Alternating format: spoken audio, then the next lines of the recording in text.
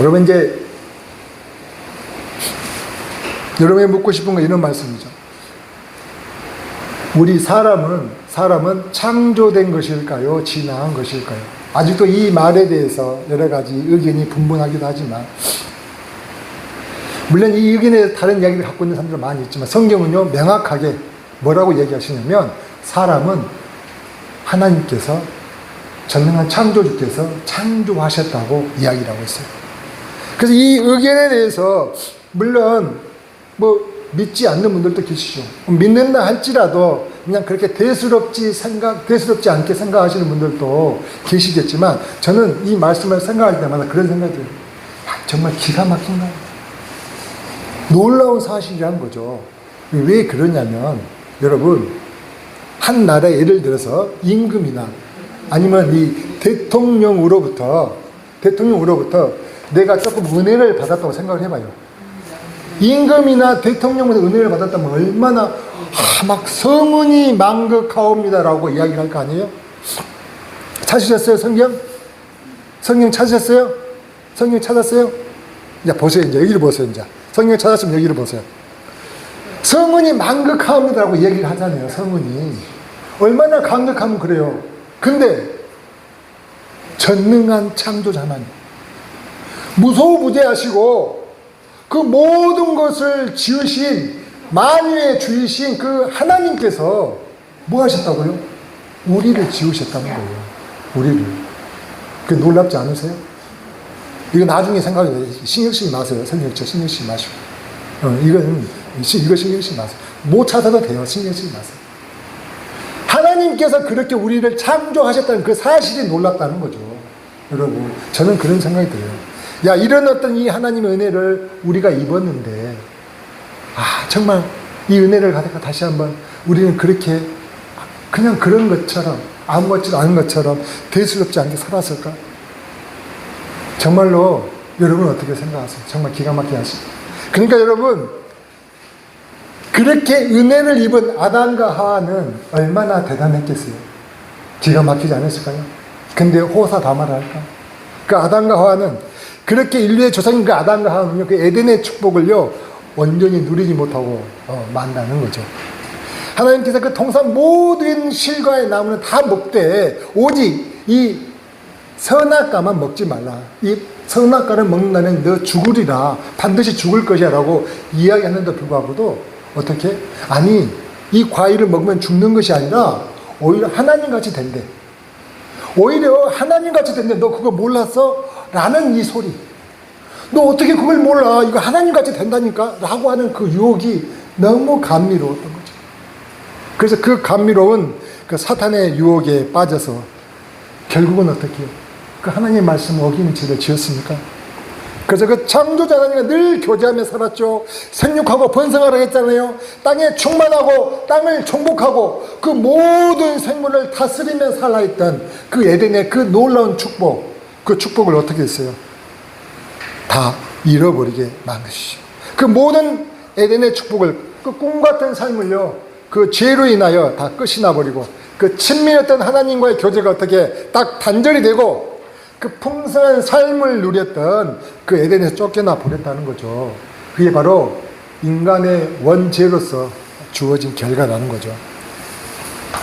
근데 여러분 그거 아세요?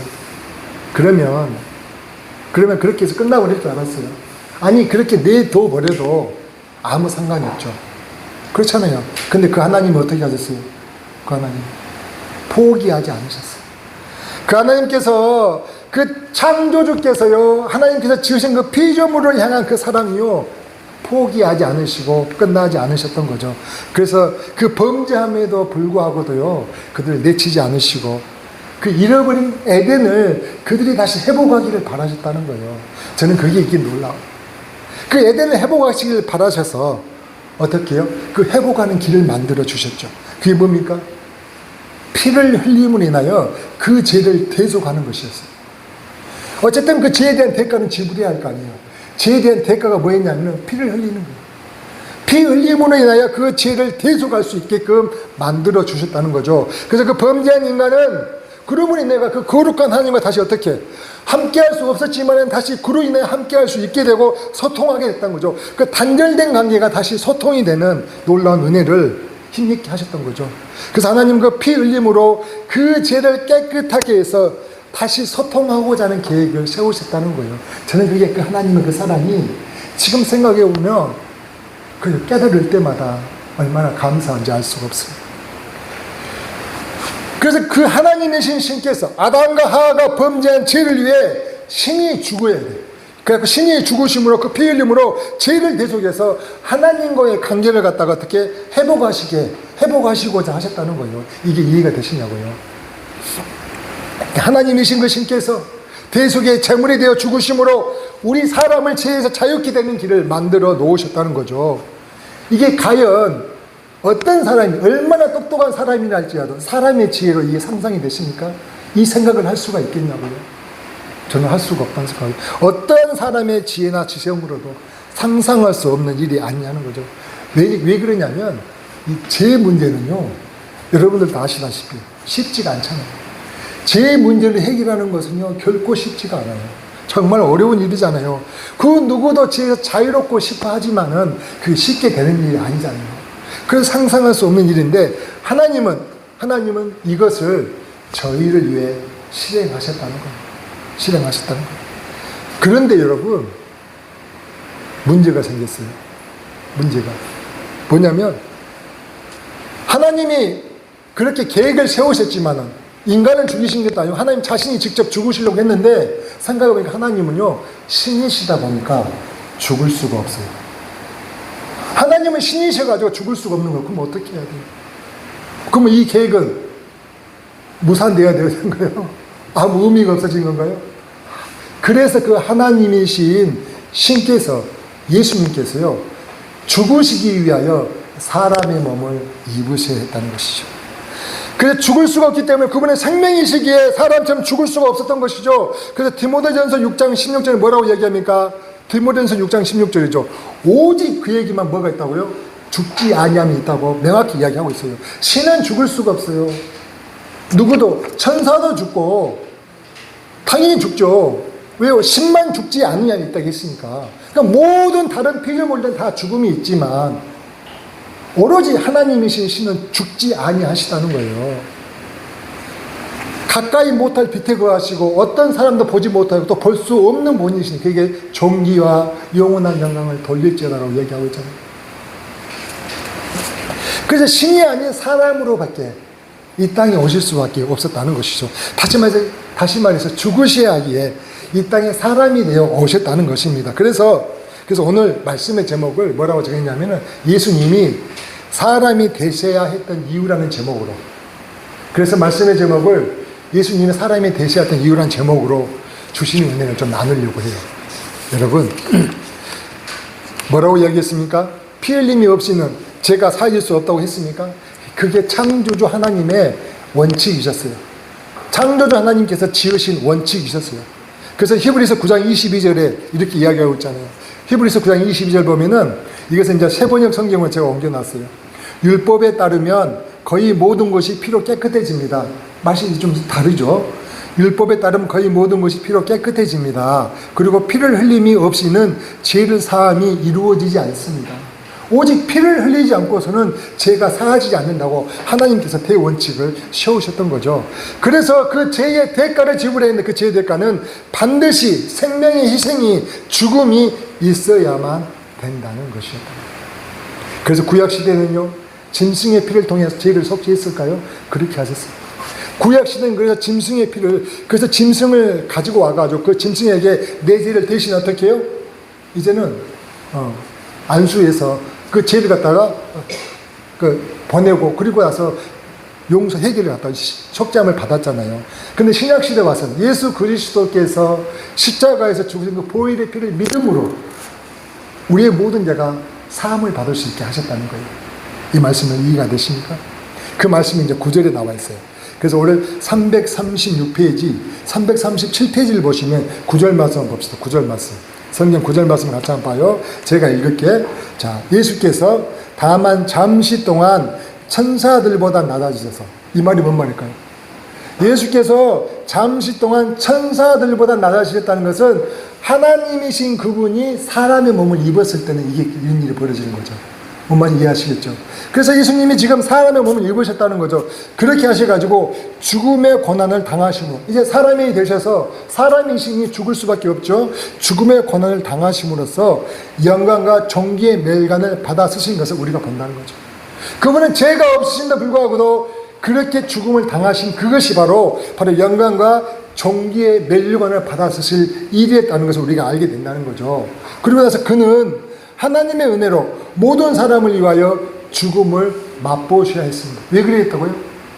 그 하나님께서 우리의 죄를 사하기 위해서는 피 흘림이 있어야 했기 때문에 신이 그걸 하고자 했지만은 그 신은 죽지 않으시기 때문에 할 수가 없었던 그 일을 이제는 그 일을 이루시기 위하여 어떻게 하셨다고요?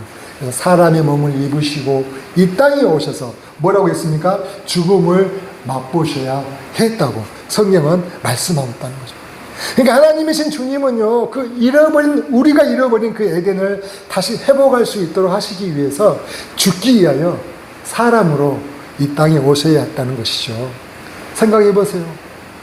우리는 어떤 생각을 할까요? 그분은 하나님이시잖아요. 그분이 이 땅에 오시는 것이 좀 영광받기 위하여 오셔야 되지 않나? 존귀와 찬양을 받기에도 합당하신 분이시잖아요. 그래도 되잖아요. 근데 그렇게 안 했다고요. 뭐 때문에 오셨다고요? 죽기 위해 오셨다니까요. 영광을 받기 위하여 오신 것이 아니라는 거예요. 존귀와 찬양을 받기 위해 오신 것이 아니라니까요. 죽기 위해 오셨다는 거예요. 죽기 위해. 그러면은 이런 생각을 하시죠. 만약에 사람이라면 우리가 그러지 않을까요? 야, 정말 이건 정말 운명이라고 친다면 너무나 기구하지 않는가라고 얘기할 수 있잖아요. 아니, 고작 세상에 내려간다는 일이 죽기 위해 내려갔다니 정말로 이게 뭐냐 하면서 정말 그의 운명이 정말 너무 기구한 거 아니야 라고 이야기할 수도 있겠죠. 사람이라면. 그래서 사실은 그것도 아니겠지만 얼마나 주님께서 이 땅에 오신 이유가 얼마나 그렇게 간절했는지를 다시 한번 알게 했다는 것이죠. 그럼 여러분, 그런 주님에게 더 어처구니 없는 일은 뭔지 아세요? 자, 주님이 오셔가지고 그렇게 이 땅 가운데에 사역을 시작하자 수많은 사람들 따랐습니까? 그리고 수많은 사람들 따랐어요. 너무나 많은 사람들이 따라왔죠. 그럼 그들은 어떤 생각으로 그 주님을 따라왔을까요? 여러분 생각 한번 해보십시다. 자, 죽기 위해 오신 주님이시니까 내가 그 주님이 가신 길에 내가 동참을 했어. 그래서 그 주님을 따르는 사람이 되겠다는 마음으로 그 수많은 사람들이 그 주님을 따랐을까요? 어떻게 따랐을까요? 그들은 그렇지 않았던 것 같아요. 어떻게 해요? 그래요. 병을 고쳐주시고 불치병을 고쳐줄 뿐만이 아니라 귀신을 쫓아주고 내 어려운 점을 해결해 주시고 심지어는 내가 보니까 이 양반이 이 나라의 왕이 되실 것 같아. 그래서 왕이 되시면은 내가 이 양반만 잘 쫄쫄쫄 따라다니다 보면은 혹시 한 자리 얻을 수 있지 않을까라는 그런 막연한 기대도 있지 않았을까요? 그랬을 것 같아. 상상이 돼요. 그들의 행위를 보면. 그들이 어려움이 빠졌을 때 모두 다 주님을 두고 떠났으니까요. 그런데 여러분은 어떤 생각을 가지고 오늘 예배에 나오셨어요? 그들은 그렇게 나왔더라고요, 보니까. 근데 오늘 여러분은 어떤 마음을 가지고 오늘 예배에 나오셨습니까? 그들과는 다르시겠죠? 나의 죄를 위해 오신 그 주님께 감사와 찬양을 드리고 정말 주님의 은혜로 나를 더 새롭게 해주시길 바라는 마음으로 그 주님의 은혜를 사모하면서 나오셨습니까? 십자가 보혈 옆에 나를 정결케 하셔가지고 내 그 무거운 지지, 내 그 스트레스, 그 모든 것으로도 자유케 되는 새 힘을 내가 이 시간 그 예배를 드림으로 내 하나님은 내게 공급해 주실 거라는 그 기대를 가지고 나오셨냐는 것입니다. 어떤 생각을 가지고 나오셨어요? 우리 한번 생각을 해보자는 거죠. 자, 그리고 두 번째로, 그러면 이 구절에 우리 주님은 죽기 위해 오셨고, 두 번째 그 주님은 어째서 사람으로 이 땅에 오셨는지 14절 한번 보십시다. 14절. 그 옆에 14절 한번 보면은 이렇게 이야기해요. 14절. 337페이지죠. 이 자녀들은 피와 살을 가진 사람들이기에 그도 역시 피와 살을 가지셨습니다. 그것은 그가 죽음을 겪으시고서 죽음의 세력을 쥐고 있는 자, 곧 악마를 멸하시고, 뭐라고요? 죽음을 엮으시고서 죽음의 세력을 지고 있는 곧 악마를 멸하시고, 또 15절, 또 일생 동안 죽음의 공포 때문에 종노라는 사람들을 해방시키기 위함이었다고 이야기하고 있어요. 여러분 보니까 야, 주님은 죽음의 세력을 지어서 그 믿는 자들이 죽음의 세력이 그렇게 휘둘르는 그 죽음의 그 공포로 인해서 구원에 이르지 못하도록 계속 가로막고 방해하는 그 죽음의 세력들, 그 악마들 갖다가 멸하기 위해 오셨다는 거예요. 그러니까 여러분, 자 보세요. 당시에 사단은 종교 지도자를 통해서, 그 당시에 종교 지도자를 통해서 공작을 했죠. 그렇게 해서 어떻게 해요? 이 예수 그리스도를 갖다가 십자가에 못 박혀 죽이고 하면은 다 끝날 거로 생각을 했어요. 이 예수 그리스도가 그렇게 수많은 사람들 따라다니는데 저 예수 그리스도를 갖다가 십자가에 못 박혀 죽여버린다면은 다 끝날 걸로, 승리할 걸로 생각을 했다는 거죠. 물론 사탄도 마찬가지겠죠. 동일하게 생각을 했을 거 아닙니까? 근데 어떻게 됐습니까? 주님은요, 그 죽음의 권세를 이기시고 부활하셨습니까? 그러니까 깜짝 놀랐겠죠. 그래서 마귀는요, 그로 인하여 깜짝 놀라 망하게 되었다는 이야기를 하는 거예요. 주님의 그 사망의 권세를 완전히 깨뜨려 버리셨으니까. 그래서 죽음의 권세를 그 위협했던 그 사탄의 그 공포에 매여가지고 옴짝달싹 못하는 사람들이 있었을까요? 그 당시도 수 없는 사람들이 그 죽음의 공포로 인해가지고 정말로 마음 주저하면서 옴짝달싹 못했던 그런 사람들. 심지어는 그 예수를 부인하라는 그런 협박들이 들어올 거 아니에요. 그러면 그 두려움 때문에 그렇게 떨었던 그 사람들에게 어떻게 해요? 부활하신 그 예수의 이름은, 죽음의 권세를 갖다 모두 깨뜨려 버리신 그 예수의 부활하신 이름은요, 그 모든 것을 갖다가 해방케 했다는 거예요. 그게 믿어지십니까? 그래서 그 마귀가 멸망한다는 것이죠. 이게 잘 이해가 안 돼. 우리가 말은 말은 알아듣겠는데 그게 우리가 몸으로 체험이 잘 안 되는 거죠. 예를 든다면 이렇게 이야기를 한번 하고 싶어요. 여러분, 이곳이 정말로 불을 끄고 칠흑 같은 어둠이라고 쳐요. 어둠이라고 쳐요. 그 어둠을 어떻게 물리칠 수 있어요? 그 어둠은 정말로 우리가 생각하기에 아무리 내가 힘을 다하여 어떻게 용을 쓴다고 될 일입니까? 아니죠. 거기에 내가 핸드폰 불빛이 할지라도 그 불빛을 비추면 그 어둠은 어떻게 됩니까? 순식간에 사라진다는 거죠. 여러분, 그게 우리 주님이 우리에게 주신 메시지예요.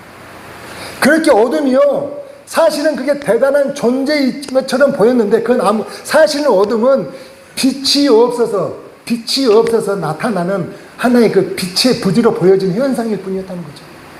그래서 우리가 어둠을 가지고 싸울 필요가 없어요. 왜요? 그것은 빛의 부재일 뿐이지 그것은 우리를 위협하는 대상이 아니라는 거죠. 그런데 우리는 그 어둠의 존재라고 생각하면서 우리는 두려워했다는 거죠. 근데 사실은 보니까 빛이 들어오니까 순식간에 사라져버리는 거예요. 그 원리를 이해해야 한다는 거죠. 그래서 여러분, 우리가 금방 전기 스위치를 올리면 끝나듯이 요한복음 1장 4절에서 5절에는 이렇게 이야기를 해요. 요한복음 1장 4절 5절 제가 한번 읽어드릴게요. 자, 보십시오.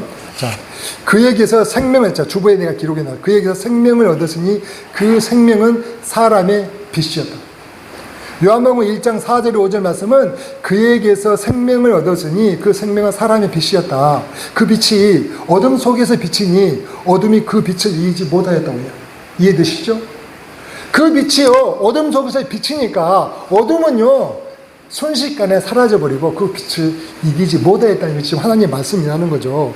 그렇듯이 우리가요, 그 빛은 어둠을 능히 이기는 놀라운 힘이라는 것이죠. 그래서 그 어둠 가지고 우리가 그걸 가지고 상대하면 끙끙댈 필요가 없다는 거죠. 마찬가지로 죽음도 생명의 부재라는 거죠. 같은 이치로 사단의 역사도 마찬가지죠. 자, 여러분, 사단의 역사로 인해 내 마음이 곤란합니까? 그러면 그 가운데는 뭐가 없어요? 생명 대신 예수가 없어서인 거죠. 그래서 사단의 그 세력을 우리가 상대하려고 거기서 끙끙댈 게 아니라 뭘요? 생명 대신 예수님을 내 안에 모시면 끝나는 일이라는 거죠. 빛이 어둠을 몰아내듯이 그 원리를 우리가 이해해야 하는 거죠. 다시 한 번 더 이야기하면은, 그래서 성경은 뭐라고 이야기하냐면은 그 죽음도 어떻게 해요?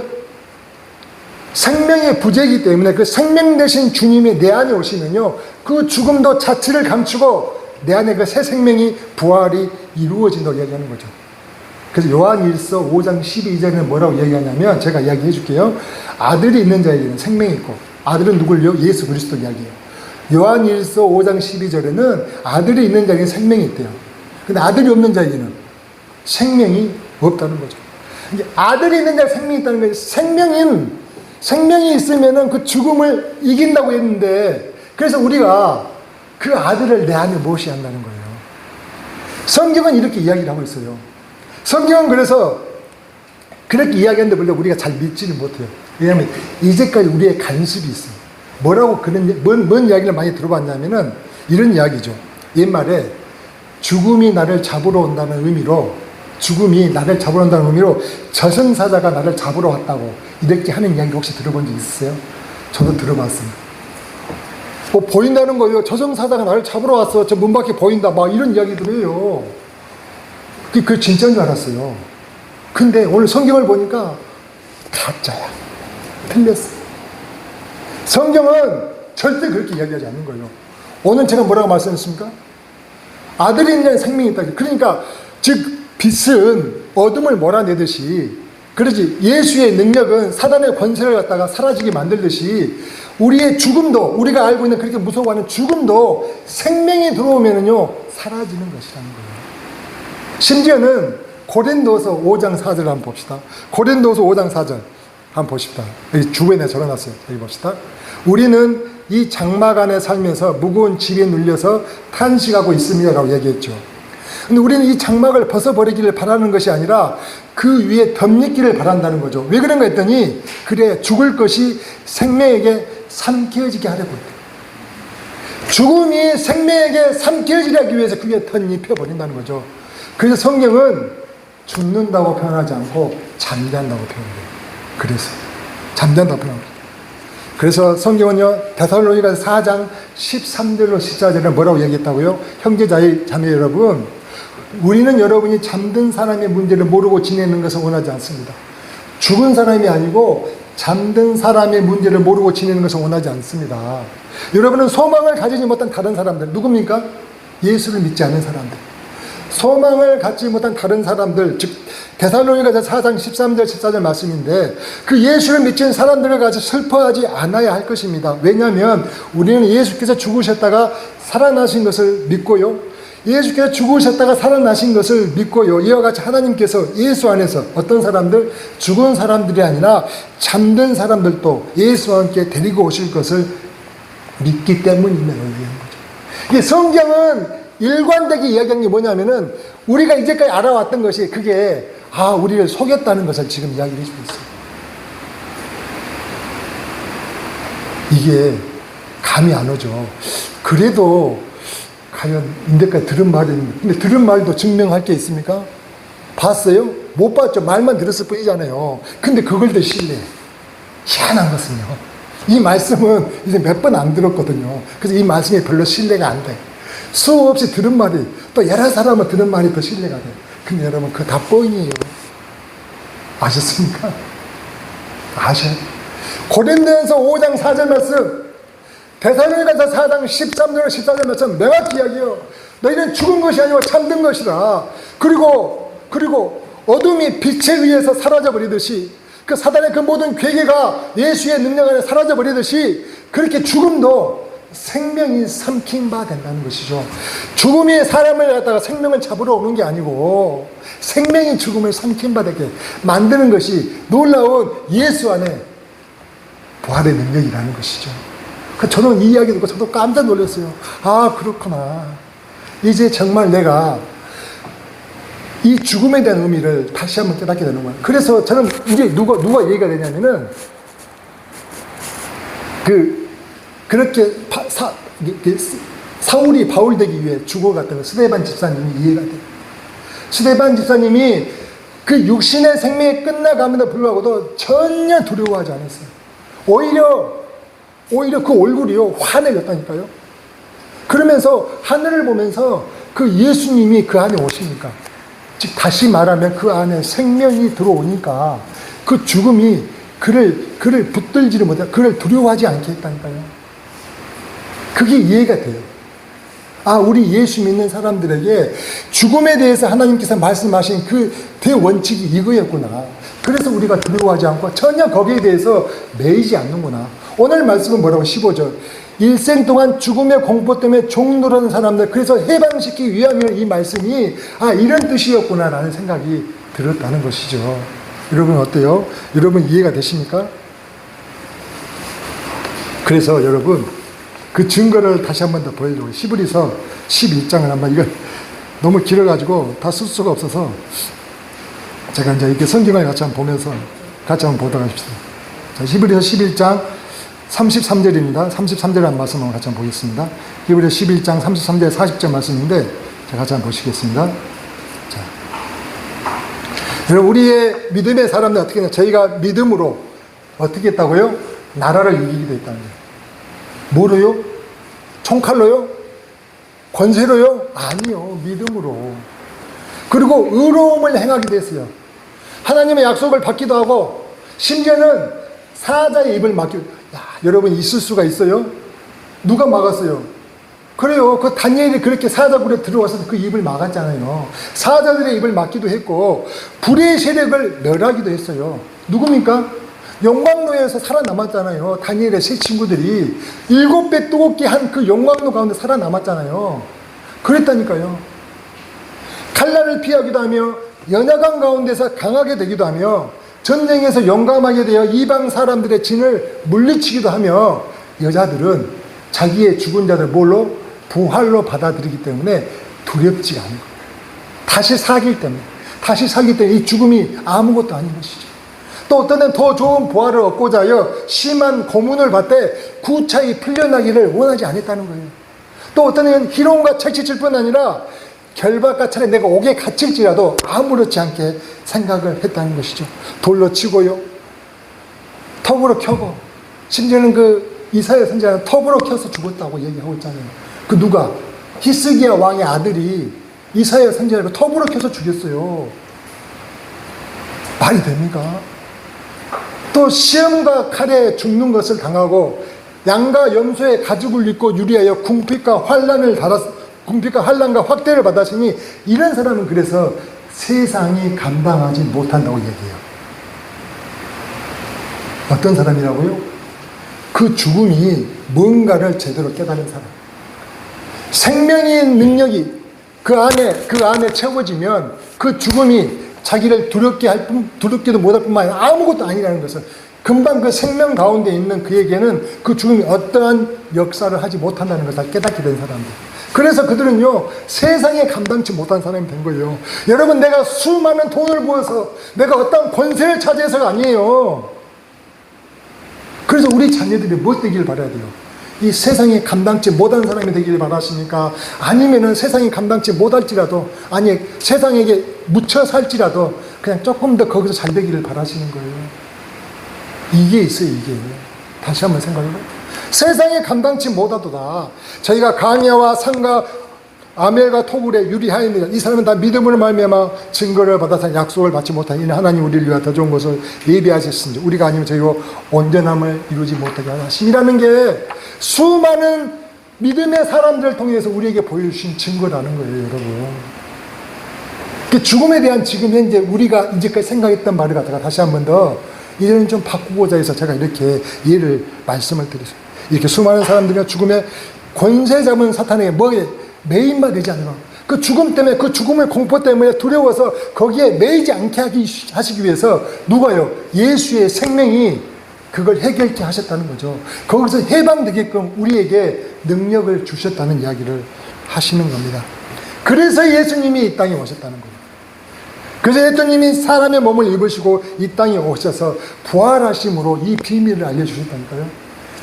왜? 우리만 알죠. 저희 바로 문 나가면 저 사람들은 몰라요. 그래서 우리만 아는 비밀인 거예요. 여러분, 그 비밀을 절대 놈한테 가르쳐주지 마세요. 잘 갖고 계세요.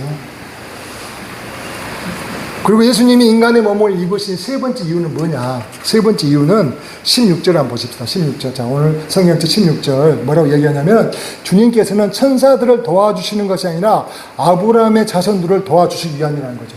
17절 가보면 17절. 그러므로 모든 점에서 형제 자매들과 같아지셔야 했다. 그런 사람의 몸을 입으셨다는 거예요. 사람의 몸을. 그리고 우리 천사들이 아닌 우리들을 도와주시기 위해서 사람의 몸을 입으셨고요. 그래서 그것은 어떤 것이냐? 그가 하나님 앞에서 자비롭고 성실한 대제사장이 되심으로써 백성의 죄를 대신 갚으시기 위한 것이라고 지금 이야기하고 있어요. 자, 백성의 죄를 대신 갚으시기 위한 것. 이 말이 뭔 말인지를 갖다 우리가 알아야 돼요. 여러분, 예수님께서 사람의 몸을 입고 오신 이유가 천사들이 아니라 우리를 위해서인데, 우리가 대제사장, 그 주님이 우리의 대제사장이 되셔가지고 우리의 죄를 갚으셔서 천사가 아닌 우리가 뭘 입게? 거룩함을 입게 하셨다는 거예요. 거룩함을. 이 거룩함을 입게 하셨단 말을 더 이해하기 쉽게, 좀 이해가 안 되잖아요. 너무 모호한데, 그래서 히브리서 10장 10절을 봤더니 더 잘 설명을 해주고 있어요. 제가 이제 주부에 써놨어요. 히브리서 10장 10절. 뭐라고 하냐면, 이 뜻을 따라 예수 그리스도의 몸을 단번에 들이심으로, 잘 들으세요. 예수 그리스도의 몸을 단번에 들이심으로 말미암아 우리가 뭐 했다고? 거룩함을 입었다는 거예요.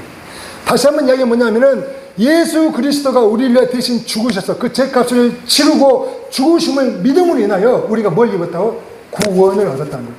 깨끗하게 되었다는 거예요. 거룩하게 되었다는 거예요. 의인이 되었다는 거예요. 이해되십니까? 아멘입니까? 아멘이 안 돼. 우리가 그래서 의인인 거예요, 여러분. 아, 나 어저께도 죄 지었는데, 아까쯤에도 뭐 좀 이렇게 나쁜 생각했는데, 뭐 의인이냐고요? 그래요, 그래도 의인이에요. 이제 구원에 대해서 우리 주님께서 하신 이 의미를 우리가 정확히 알아야 돼요. 우리가 거룩하게 되었다는 건 뭐냐면은, 구원은 두 가지로 생각해요, 두 가지로. 첫 번째는 뭐냐면은, 신분상의 변화. 신분상의 변화라는 거죠. 예수 십자가 보혈의 피로 우리가 깨끗하고 거룩하게 된 우리들은요, 신분상으로 이제 하나님의 자녀가 되어버렸어요. 하나님의 자녀가 된 신분상의 변화는요, 변함이 없어요. 근데 그 신분상의 변화인 하나님의 자녀가 아버지 말을 안 들을 수도 있습니까? 여러분, 자녀들 보면 알잖아요. 요즘은 자녀들 준성이 부모 말 잘 들어요? 우리 아들도 잘 안 들어요. 어쩔 때 이렇게 착하다가도. 그런 아들이지만 그렇다고 해서 그 아들의 신분이 바뀌냐고요? 아니, 안 바뀐다. 그래도 아들이야. 그럼 뭐냐? 삶에 대한 변화는 오직 우리가 구원에 이르지 못했지만, 근데 주님은 뭐라고 해요? 믿음의 주요 온전케 하신 예수를 바라보면서 주님 나라 가는 그날까지 우리가 성화의 삶을 살아가야 돼. 계속해서 회개하고 다시 한 번 더 깨끗함을 받고, 그러한 성화의 삶이 우리에게 필요한 것이지만, 우리가 호적을 파버리기 전에는 그냥 자녀인 거죠. 호적을 파버리면 어쩔 수가 없겠죠. 그럼 너무 자녀는 아니죠. 근데 그렇지 않고 내 주의 그 십자가 보혈의 피 내가 정죄를 받았다는 그 구원의 감격은요, 나를 어떻게 신분상으로는 의인을 만들었다는 거죠. 우리 민병의 성도님 예수를 믿으십니까? 그러면 여러분 성도님도 의인이시고 의인이시라는 거죠. 그거에 대한 변화는 절대 바뀌지 않아요. 근데 우리는 뭐 헷갈려요? 내가 의인이라고 했는데 내가 행동하는 것이 정과 동일해. 전혀 바뀌지 않아. 내 행동은, 내 생각도 전혀 바뀌지 않았어요. 그래서 헷갈리는 거죠. 야, 이거 내가 이렇게 똑같은데 목사님은 의인이라고 했다는데 내가 보니까는 의인이 아닌 것 같아.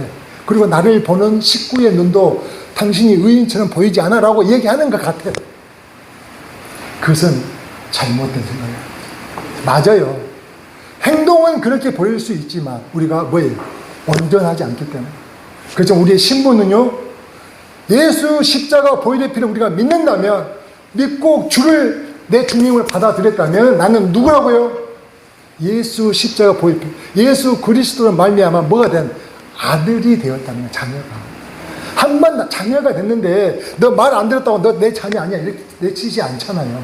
그 원리와 똑같다는 거예요. 그걸 절대 헷갈리시면 안 돼요. 어린하시면 안 돼요. 이 구원의 원리를 갖다가 우리가, 그래서 이 구원에 대해서 이 원리를 헷갈리신 분들이 참 아따레 해요. 여러분 헷갈리지 마세요. 그래서 오늘 이 말씀은 뭐냐? 우리를 거룩하게 하셨다는 것은 우리의 신분을 바꿔주셨다는 거예요. 이제 너는 세상에 그런 사단의 자식이 아니라 이제는 하나님의 자녀다. 하나님의 자녀다. 그걸 말씀을 해준다는 거죠. 그래서 에베소서 1장 3절에 6절 말씀, 이것을 한번 말씀을 찾아봐야 돼요. 좀 말씀이 길긴 하지만은 너무 중요한 말씀이기 때문에 이 말씀을 제가 한번 같이 한번 1장 3절 6절 말씀을 한번 같이 한번 보면서, 자, 찬송하려다 하나님과 우리 주 예수 그리스도의 아버지께서, 잘 보세요, 그리스도 안에서 하늘에 속한 모든 신령한 복을 우리에게 복을 주시되, 하늘에 속한 모든 신령한 복을 우리에게 복 주시되, 곧 창세전 그리스도 안에 우리를 택하셨죠. 그리고 우리로 사랑하는 그 앞에 거룩하고 흠이 없게 하시려고 그 기쁘신 뜻대로 우리를 예정하사 예수 그리스도로 말미암아 누구에게 뭐가 되게 하셨다고요? 아들이 되게 하셨다고요. 이해되시죠? 아멘? 아멘. 그렇게 예수의 이름으로 거룩하게 된 자들을 너희들은 내 자녀라라고 이제는 하나님께서 명하셨어요. 하나님께서 이야기했는데 왜 내가 아니라고 생각할 필요가 뭐 있어요? 이해되시죠? 그렇잖아요. 아, 그랬구나. 그래요. 내 자녀네. 알겠어요. 하면 되죠. 그 은혜 안에 우리가 거해야 한다는 거죠. 예수 그리스도 말미암아, 예수 그리스도 말미암은 이유가 뭐예요? 그분이 십자가에 우리의 죄를 위해 대속해 죽으셨다. 그래서 우리가 뭐가 됐습니까? 거룩하게 됐습니까? 그래서 예수 그리스도로 말미암아 자기의 아들들이 되게 하셨다는 거예요. 너희 신분이 이제는 제 자녀에서 이제는 하나님 예수님의 자녀로 이제는 바뀌었다라고 이제는 선포하신 거라는 거죠. 아멘. 그래서 주님은요, 그 고난의 그 의미를 너무 잘 아시기에, 자녀들이 받는 고난의 의미를 너무 잘 아시기에 우리에게 그렇게 말씀하셨다는 거죠. 자, 그러면 이제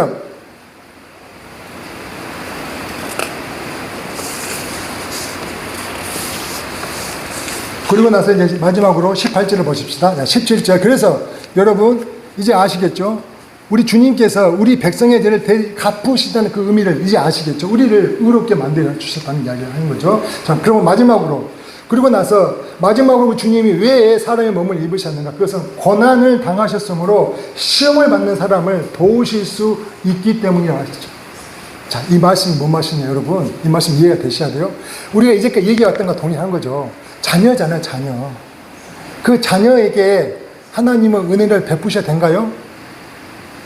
여러분의 자녀에게, 자녀가 어려움에 빠지면 도와주십니까? 모른 척 하십니까? 그러죠. 당연한 거죠. 그래서 우리는 그걸 깨달아야 합니다. 내가 주의 예수 십자가 보이대표 정직하게 되어 예수 그리스도로 말미암아 하나님의 자녀가 된 사람이라면 자녀이기에 그 자녀의 고난에 그분은 동정을 하신다는 이 말은 뭐냐면 도와주신다는 말씀을 하시는 거예요. 당연히 도와주지 라고 말씀을 하신다는 거죠. 그래서 그는 몸소 시험을 받아서 고난을 당하셨으므로 그뿐만 아니라 그분이 그걸 모두 경험을 하셨기에 우리의 그 당하는 고난의 깊이를 그 누구보다 더 잘 아시기에 도와주신다는 거예요. 그래서 그걸 위해서 저 하늘 보좌를 버리시고 이 땅에 예수님이 사람의 몸을 입고 오셨다는 거죠. 여러분 그 말씀을 믿으십니까? 아, 그래요. 그래서 주님은 그래서 이야기하는 거죠. 수고하고 무거운 짐진 자들아, 다 내게로 오라. 다 내게로 오라. 뭐라고요? 그래서 너희가 내게 오므로 쉼을 얻을 것이다. 나는 마음이 온유하고 겸손한 나의 멍에를 보고 내게 그러라. 그러면 너희 마음이 쉼을 얻으리니 내 멍에는 쉼을 내 집은 가볍다는 이야기 하십니다. 그래서 그 많은 우리의 문제는요, 마음의 병이에요, 여러분.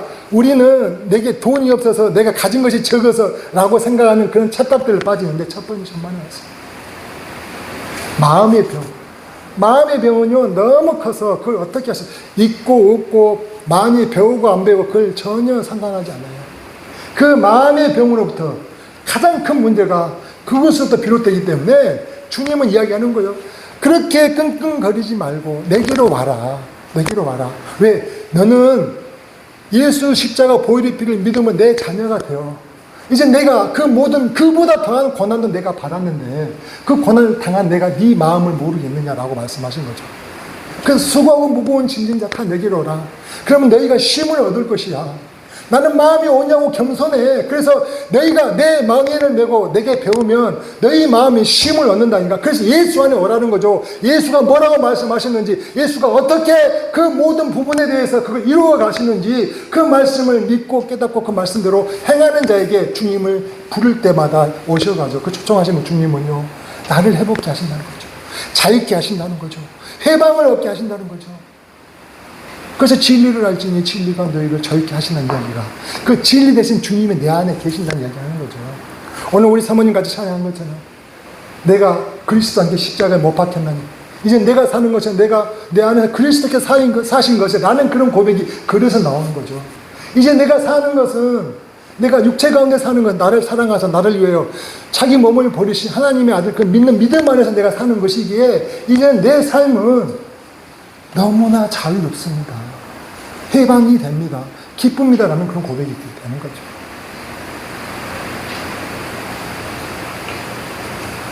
여러분, 그래서 우리 주님은요, 그런 것들 때문에 이 땅에 오셔가지고 우리에게 하신 말씀들이 있어요. 우리에게 하신 말씀이 한번 볼까요?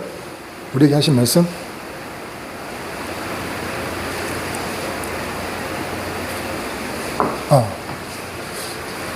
마태복음 10장 20절 28절에 뭐라 하겠습니까? 인자가 온 것은 섬김을 받으려 함이 아니라 도리어 섬기려 하고 자기 목숨을 많은 사람들 대성물로 주려 함이라고 했습니까? 그래요. 주님이 오신 이유가 뭐라고요? 주님은 나는 이 많은 사람들, 내가 하나님이신 걸 자랑하려고 온 게 아니다. 내가 영광 받으러 온 게 아니라니까. 많은 사람들을 살리기 위하여 그 대성물이 되기에 내가 왔다. 그뿐만 아니라 누가복음 19장 10절에 뭐래? 인자의 온 것은 잃어버린 자를 찾아 구원하려 함이라고 얘기하고 있습니까? 뭐 하기 위함이라고요? 우리가 하나님을 떠난 그 모든 사람을 다시 한번 찾아서 회복시키기 위하여 구원기에 오셨다는 거죠. 아멘입니까? 예. 그뿐만이 아니죠.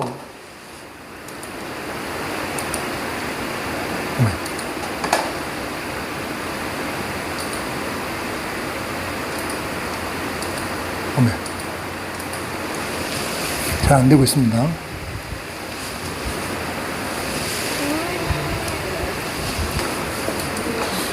제가 이야기를 해줄게요. 요한복음 10장 10절에도 이렇게 얘기하는 거죠. 도적이 온 것은 도둑질하고 죽이고 멸망시키는 것뿐이요 내가 온 것은 양으로 생명을 얻게 하고 더 풍성히 얻게 하려는 이유 때문에 주님이 이 땅에 사람의 몸을 입고 오셨다는 거예요. 그뿐입니까? 마가복음 1장 38절에 이렇게 이야기해요. 이르시되 우리가 다른 가까운 마을로 가자. 거기서 내가 전도해야 되겠는데 이것은 내가 이를 위하여 왔기 때문이라고, 전도를 위하여 오셨다고 주님은 말씀하셨어요.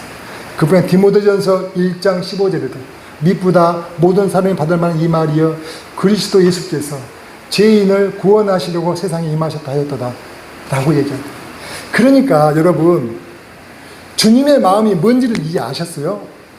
그러면 여러분들이 만약에 주님께 구하고자 한다면은 주님이 마음속에 있는 걸 구하면 얼른 받겠어요? 마음속에 없는 걸 구하면 얼른 받겠어요? 그래요. 그래서 우리가 주께 구하는 것들 중에 구원을 위한 일이라면 주님은요 바로 응답하셔요. 그걸 위해 오셨으니까. 내 이 세상의 정욕과 안목의 정욕과 이생의 자랑을 위해서 구한다면 주님이 주실까요? 안 주셔요. 왜냐하면 그것은 내게로부터 온 것이 아니라고 해요. 아버지께로부터 온 것이 아니라 이 세상으로 온 것이기 때문에 그것은 안 주시는데, 그런데 주님은 뭐라고요? 구원을 위해 오셨기 때문에 그 구원을 위한 것이면, 정말로 우리 가족 중에 그런 가족 있죠. 예를 들어 이 영혼이 주님 뭐예요? 잃어버린 양을 찾기 위하면, 근데 그 양이 보니까는 암에 걸렸어. 그러면 그 영혼을 주님 고쳐주실까요? 저는 100% 고쳐주신다. 왜요? 그 영혼을 뭐하고 싶으신 구원고자 하는 아버지의 마음이 있습니다. 그래서 구하라고 그래요. 간구하라고 하는 거죠. 너희는 내가 줄 것을 이야기했지만은 그래도 너희가 구해야 할 것이라고 에스겔서 36장에 분명히 이야기하고 있거든요. 그래도 기도해라. 기도해야 내가 주겠다. 내가 너에게 준다고 얘기했지만은 너희가 얻고자 한다면 구해야 할 것이라고 말씀하고 계셨다는 거예요.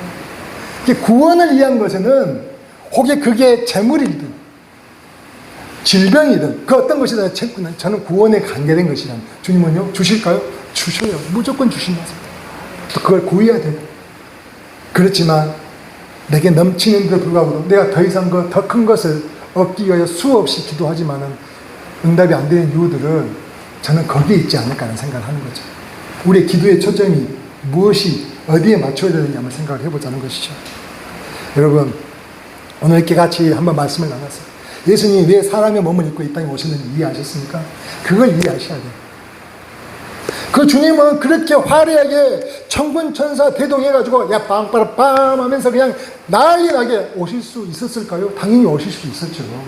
근데 그렇게 안 하셨잖아요. 그걸 생각을 한번 해보자는 거예요. 그걸. 왜 그러셨을까?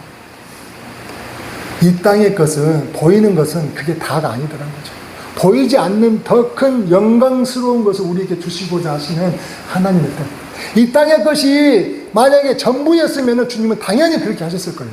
근데 여기보다 더 크고 놀라운 것이 저 하늘 가운데 있기 때문에 너희가 이 땅의 것 때문에 저걸 얻지 못하면 어떻게 하냐는 거예요. 그것처럼 안타까운 일이 어디가 있겠냐는 거죠. 그래서 그 주님은요, 그렇게 우리에게 우리의 구원을 위해 그 모든 것을 내던지셨다니까요. 이걸 한다면 우리는 어떻게 해야 돼요? 그래서 바울 사도는 이렇게 이야기해요. 이 마음을 품으라. 곧 그리스도 예수의 마음이니 그는 근본 하나님과 동등하시나 하나님으로 어떻게 체험을 받지 않으시고 사람의 몸을 입고 사람이 되시사 죽기까지 복종해서 십자가에 죽으신 그 하나님의 그 마음, 그 겸손함, 그걸 보라는 거죠.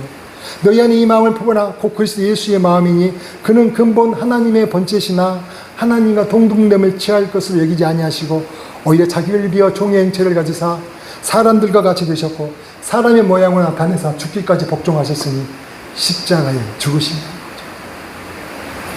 이 기독교가요, 이 맛을 알아야 돼요.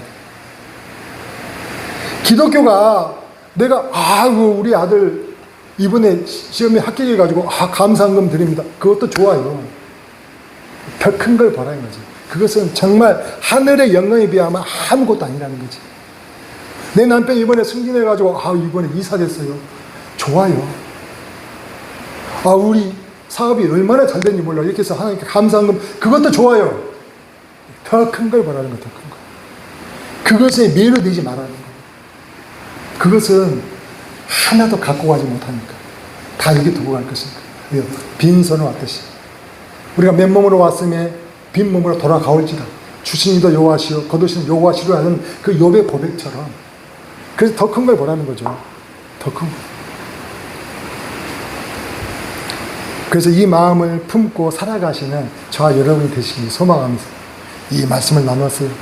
이 땅에 사람의 몸을 입고 대속의 제물이 왜 주님이 오셔야 했는지, 그분이 그게 쉬운 일이었을 것 같아요. 여러분, 어떤 사람의 생각으로 이걸 생각을 할 수 있겠냐는 거예요. 생각할 수도 없는 일이에요. 이건 쉬운 일이 아니라는 거죠. 그러나 그분은요, 오로지 우리를 향한 그 사랑, 그 사랑을 떨쳐버릴 수 없으셨기에 그걸 결단하시고 우리에게 허락해 주신 거잖아요. 아니, 실행을 하셨잖아요. 그런데 그걸 우리가 받아 누리지 못한다면 그것도 너무나 더 안타깝죠. 가슴 아픈 일 아닙니까? 그래서 우리가요, 오늘 11장 33절 40절에 그 위대한 믿음의 사람들처럼 우리도 그렇게 당당하게 이 세상에 감당하지 못한 사람이 된다면 주곧 의로우신 재판장은요, 우리가 우리의 갈 길을 선한 싸움을 다하고 나의 달려갈 길을 마쳤을 때 주곧 의로우신 재판장이 나를 위하여 그 의의 멸류관을 예비하시고 내게 머리에 씌우시며 받아주시는, 나를 안겨주시는 그 놀라운 은혜를 우리가 경험할 수 있지 않겠냐는 거죠. 그게 여러분의 소망이 됐으면 좋겠어요. 저의 소망이 되가 저도 그걸 향해 주의 나라 가는 날까지 달려가려고 합니다. 같이 한번 가서 보십시다. 썼네. 우리 집사님 썼네. 멸류관 괜찮네. 멋있네. 사모님, 쓰셨네. 사모님도 쓰셨고. 그런 날들을 우리가 금방 봐요. 금방. 얼마 안 돼요. 오래 걸릴 것 같아요. 그렇지 않잖아요, 여러분. 여러분 지금 보니까 봄, 여름, 가을, 겨울로 한다면은 거의 늦은 가을 정도 아니신가? 봄, 여름 아니시잖아요. 금방 이제한 거죠. 그날 소망하십시다. 그래서 우리 주님이 이 땅에 사람의 몸을 입고 오신 그 뜻을 우리가 잘 잊지 않고 살아가는, 그래서 믿음의 승리 하는 주의 사람들이 되시기를 예수님을 축복하며 다시 한번 기도합니다. 기도하겠습니다. 말씀을 생각하며 다시 한번 기도하기를 원합니다. 주님, 하나님이신 주님은 이 땅에 오직 우리와 허물어진 관계를 회복시키시고자 사람의 몸을 입고 오셨습니다. 근데 그 주님을 생각지 않고 살아왔습니다. 이 땅에 더 얻지 못하는 것에 늘 미련이 있었고 성취하지 못하는 것에 대한 아쉬움을 갖고 살아왔습니다. 이 땅의 것을 더 소유하는 것이 네 하나님께 영광을 올려드리는 것이라고 치부하며 살아왔습니다. 근데 주님은요, 섬김을 받으려 함이 아니라 도리어 섬기려 하고 자기 목숨을 많은 사람들의 대속물로 주시고자 했습니다.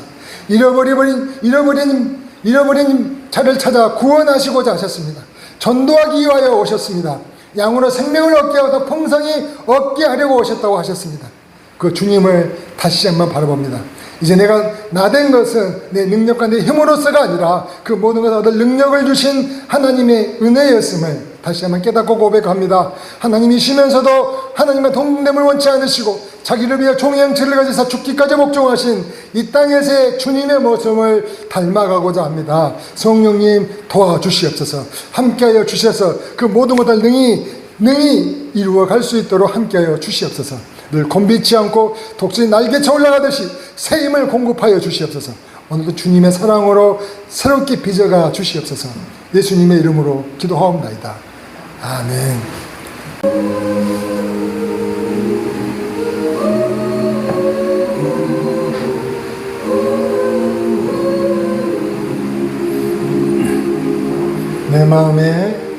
내 마음에 주를 향한 사랑이 나의 말엔 주가 주신 진리로 나의 눈에 주의 눈을 채워주소서.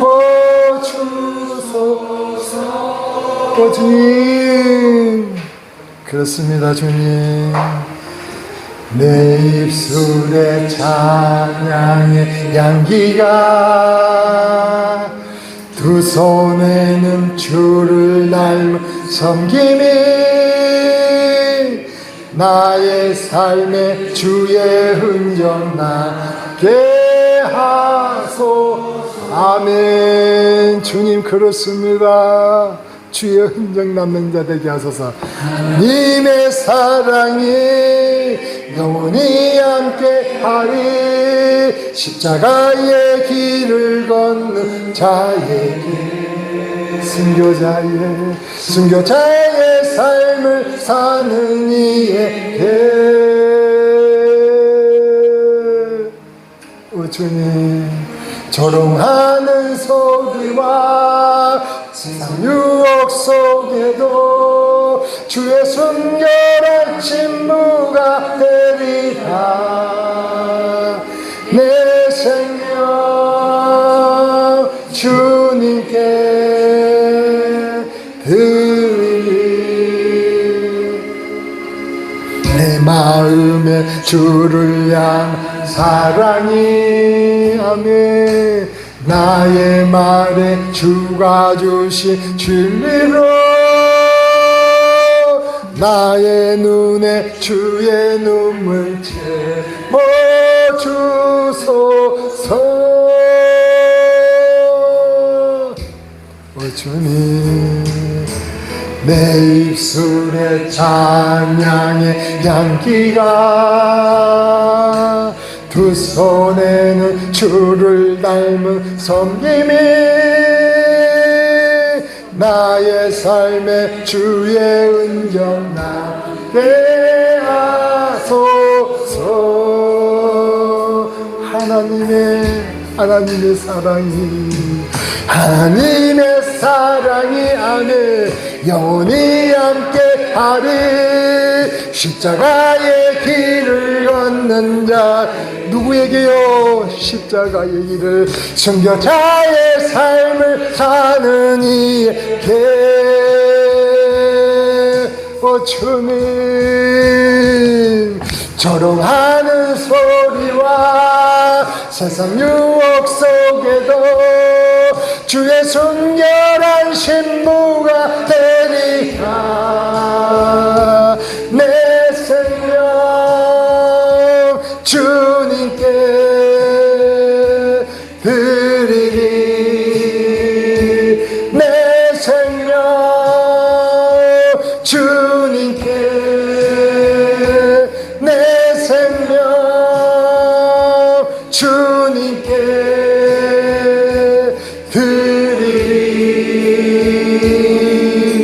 아멘.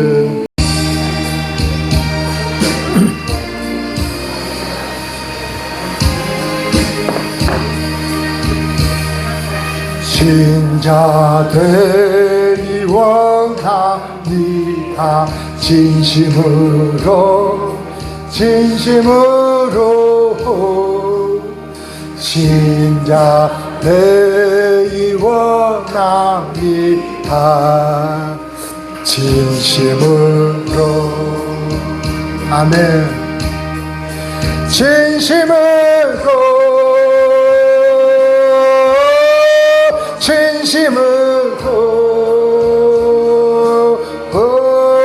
진짜 되기 원합니다. 진심을 한번 더 해봅시다. 신자 되기 원합니다. 신자 되기 원합니다. 진심으로 신자 되기 원합니다. 진심으로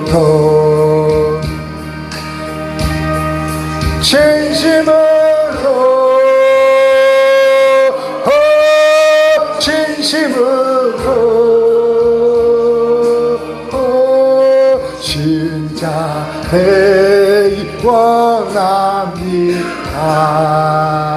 진심으로 아멘. 사랑하기 원합니다. 진심으로 사랑하기 원합니다. 진심으로 사랑하기 원합니다. 진심으로 거룩하기 원합니다. 진심으로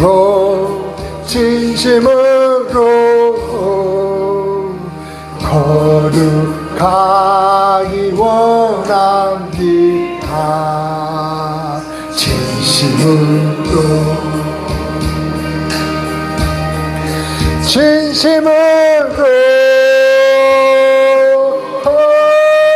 진심으로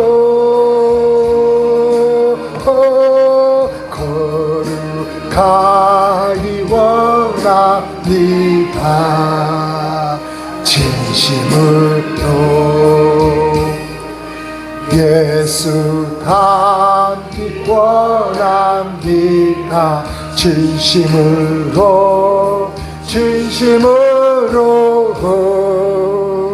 예수 닮기 원합니다.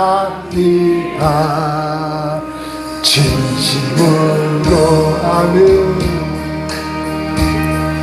진심으로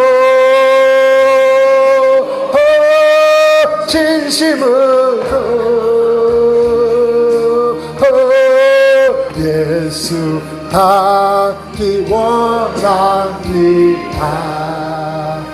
진심으로 기도하겠습니다.